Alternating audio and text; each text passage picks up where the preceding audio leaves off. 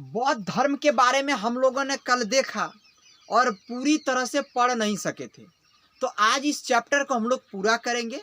उसमें हम लोगों ने देखा कि गौतम बुद्ध को ज्ञान का प्राप्ति हुआ है, वहाँ तक हम लोग देख लिए थे। अब हम लोग आगे देखेंगे, लेकिन इससे पहले थोड़ा हम बैक जाते हैं और दो चार सवाल आप लोगों से कर लेते हैं तो अच्छा रहेगा, आसानी रहेगा आगे बढ़ने में।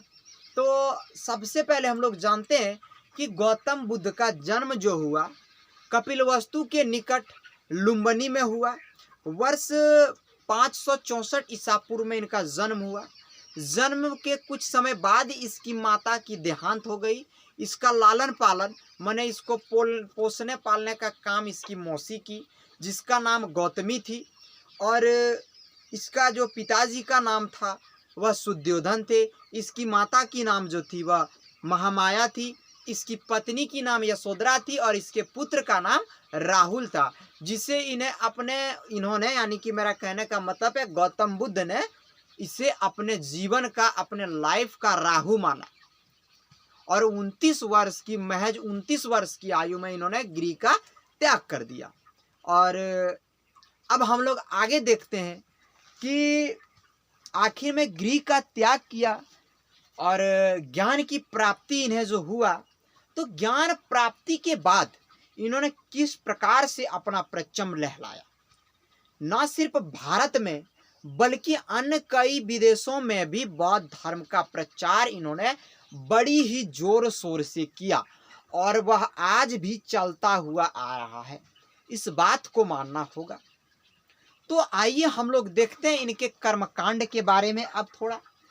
तो ज्ञान प्राप्त मानी कि यह सिद्धार्थ से बुद्ध का लाए। ज्ञान की प्राप्ति के बाद यह सीधा यानी कि ज्ञान का प्राप्ति इसको उरुवेला में हुआ। एक पीपल वृक्ष के नीचे बैसाखी पूर्णिमा के रात्रि को इन्हें ज्ञान का प्राप्ति हुआ। जब ज्ञान का प्राप्ति इसको हो गया तो उरुवेला से यह सबसे पहले पहुंच गया कहाँ? सारनाथ। और सारनाथ में 5 ब्राह्मण सन्यासियों को इन्होंने प्रथम उपदेश दिया। इस प्रथम उपदेश को धर्म चक्र परिवर्तन भी कहा जाता है।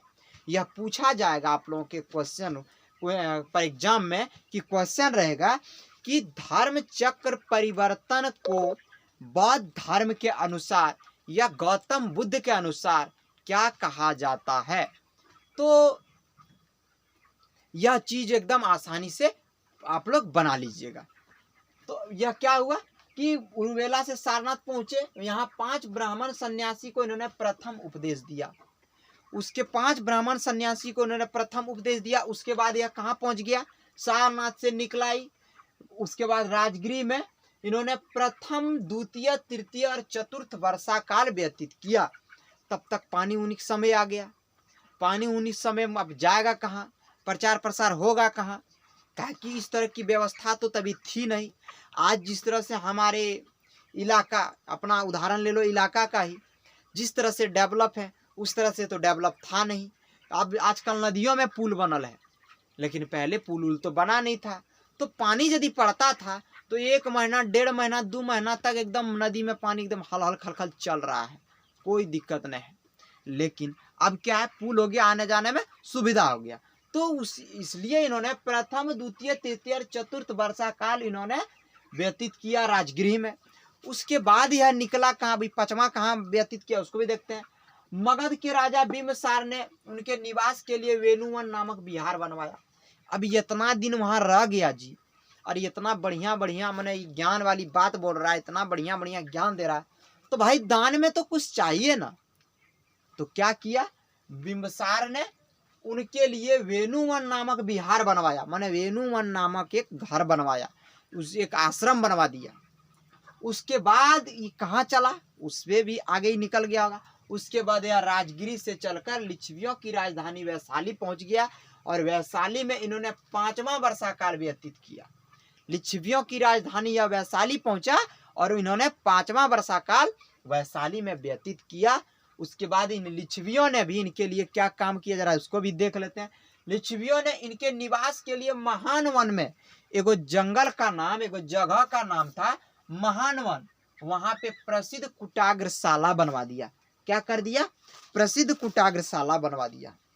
उसके बाद वैशाली के की जो प्रसिद्ध नगर वधू थी अम्रपाली, उनकी शिष्या बनी। वैशाली की नगर वधू इनकी शिष्या बनी और इन्होंने शिष्या बनने के बाद गुरु दक्षिणा में अपनी अम्रवाटिका को भी दान दे दिया। तो किसको दान दे दिया?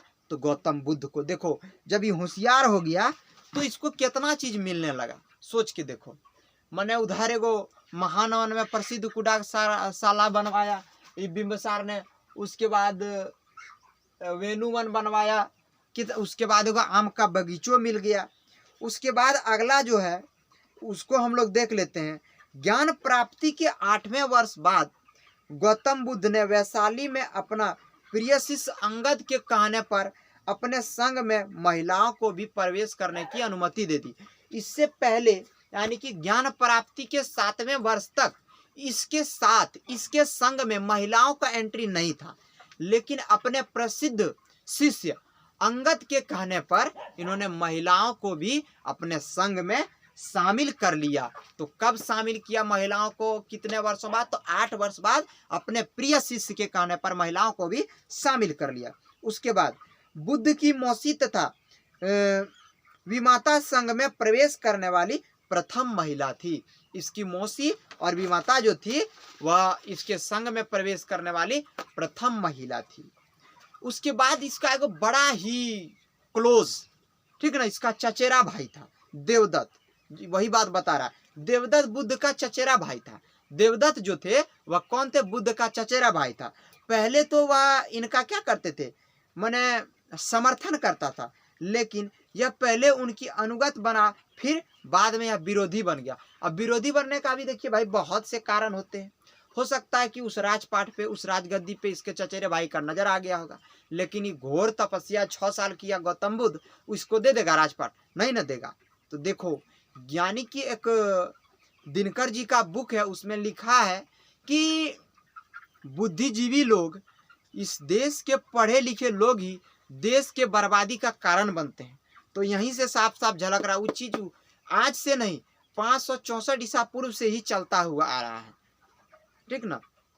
अगला देखते हैं हम लोग कि बौद्ध धर्म संघ में बुद्ध को हटाकर स्वयं संघ का प्रधान बनना चाहता था। बात वही आ गया, के बनना चाहता था? तो देवदत्त बनना चाहता था। उसके बाद कौशल के अनाथपिंडक नामक राजधानी व्यापारी ने भी इसमें हिस्सा लिया।